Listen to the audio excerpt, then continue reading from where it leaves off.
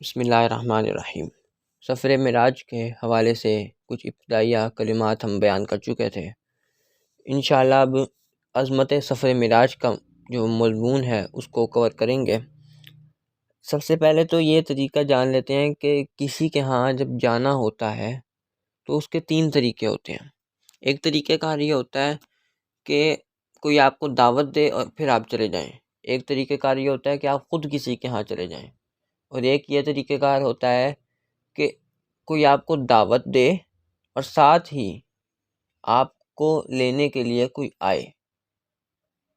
تو اب سفر معراج کا ذرا واقعہ آپ نے ذہن میں لائیے نا، کہ اللہ تعالیٰ نے صرف دعوت نہیں دی، نہ ہی حضور خود سفر معراج کے لیے تشریف لے کے گئے، بلکہ سفر معراج کے لیے اللہ رب العزت نے حضرت جبریل امین کو حضور کی طرف بھیجا۔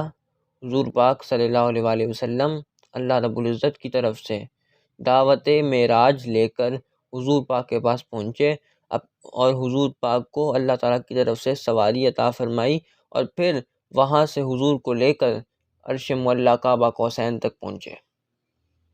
اب یہاں پر ایک نکتہ قابل غور ہے کہ اللہ رب العزت نے جبریل امین کو نمائندہ بنایا اور مہمان خصوصی حضور پاک صلی اللہ علیہ وآلہ وسلم۔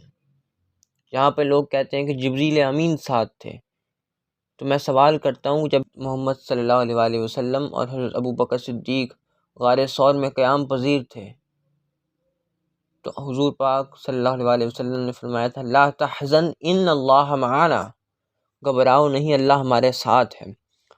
تو وہ ایک سفر جو ہجرت مدینہ کا سفر تھا، وہ جو ہجرت مدینہ کا سفر تھا کہ جس میں زمین پر کسی بشر کے ہوتے ہوئے سفر ہو رہا تھا، اس میں اللہ تعالیٰ اپنے حبیب کے ساتھ تھا، اور وہ سفر کہ جس میں رب خود اپنے محبوب کو آسمان پر عرش معلیٰ پر بلائے، کیا اس میں رب اپنے محبوب کے ساتھ نہ ہوگا؟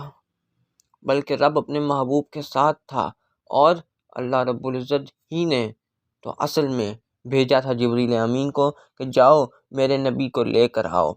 اور اب بات یہ آتی ہے کہ سفر معراج جو ہے اس کے 3 حصے تھے۔ 3 حصوں میں سفر معراج ہوا۔ سب سے پہلا جو حصہ تھا وہ تھا مسجد حرام سے مسجد اقصیٰ تک۔ دوسرا حصہ تھا مسجد اقصیٰ سے سدرۃ المنتہیٰ تک، اور تیسرا حصہ تھا سدرۃ المنتہیٰ سے عرش معلیٰ کعبہ قوسین تک۔ کہ ان 3 حصوں میں حضور پاک کی سیرت کے 3 گوشے بیان کیے گئے ہیں۔ سب سے پہلا گوشہ بشریت، دوسرا گوشہ جو مسجد اقصیٰ سے سدرۃ المنتہیٰ تک تھا وہ گوشہ نورانیت تھا، اور جو تیسرا گوشہ بیان ہوا جو سدرۃ المنتہیٰ سے کعبہ قوسین و ادنیٰ تک تھا وہ گوشہ حقیقت تھا۔ گوشہ بشریت دنیا کے لیے، گوشہ نورانیت آسمانوں کی دنیا کے لیے، اور گوشہ حقیقت ان دنیا کے لیے جو حقیقت میں دنیا ہی نہیں ہے۔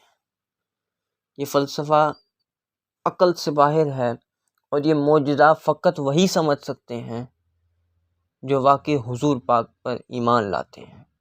یہ معجزہ حقیقت میں ایک ایسا معجزہ ہے جس جیسا معجزہ نہ کبھی ہوا، نہ کبھی ہوا تھا، نہ کبھی ہوگا۔ یہ ایک عجیب اور اپنی ہی اندر ایک مختلف طرز کا ایک معجزہ ہے کہ جس کا بیان کائنات میں کسی نبی، کسی عالم، کسی عابد، کسی ولی، کسی صوفی، یہاں تک میں کہوں کسی مجدد کی زندگی میں بھی نہیں ملتا، تو میں اس میں بجا نہیں ہوں، میں غلط نہیں ہوں اس میں۔